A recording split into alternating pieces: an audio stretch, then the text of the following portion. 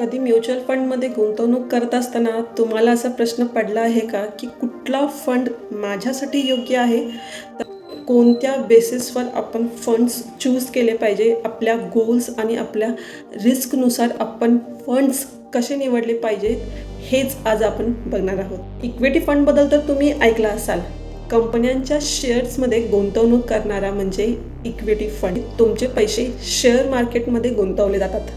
ते रिस्क हाय असते, पण तुम्हाला लॉंग टर्मसाठी हे खूप चांगले रिटर्न देतात.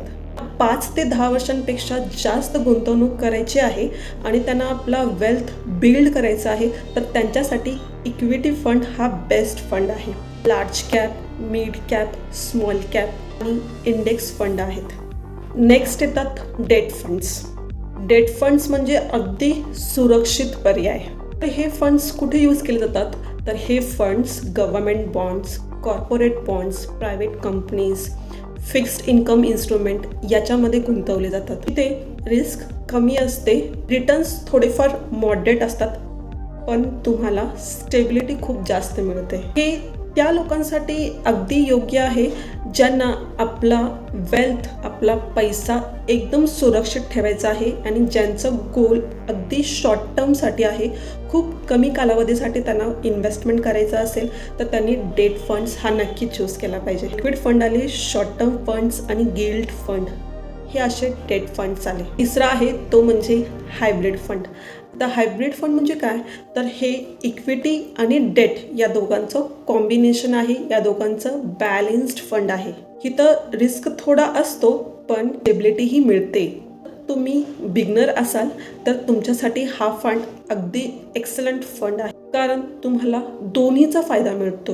ग्रोथ पण मिळते आणि सेफ्टीसुद्धा मिळते. Balanced fund, aggressive hybrid funds, conservative hybrid funds, हे सगळे हायब्रिड फंड्स आहेत. नेक्स्ट आहेत ELSS फंड्स. आता ELSS फंड्स म्हणजे काय आहेत? हे ॲक्च्युली टॅक्स सेविंग फंड्स आहेत. तर याचं लॉकिंग पिरियड असतं, ते असतं 3 वर्षाचं आणि याच्यामध्ये टॅक्स बेनिफिशियल आहे. तुमचा डबल फायदा आहे. इथे तुमचा वेल्थ पण बिल्ड होणार आहे, प्लस तुमचं टॅक्स सेविंग होणार आहे.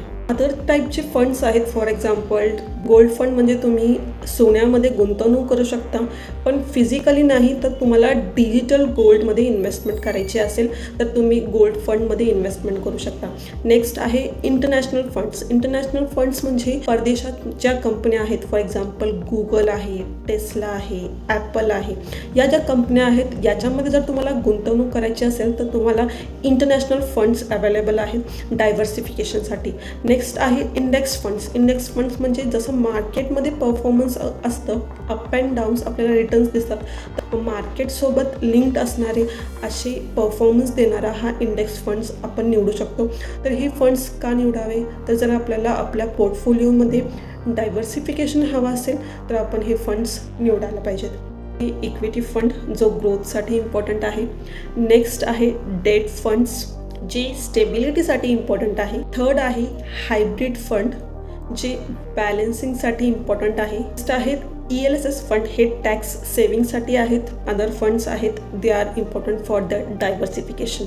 जर तुम्ही अगदी योग्य फंड निवडत असाल तर तुमचं अर्धं काम संपलं आहे इन्व्हेस्टमेंटचं. तुम्हालाही तुमच्या गोल्सनुसार फंड्स सिलेक्ट करायचे असतील तर आम्हाला DM करा फंड, आणि आमची टीम तुम्हाला इन्व्हेस्टमेंट जर्नी स्टार्ट करायला मदत करेल. थँक्यू.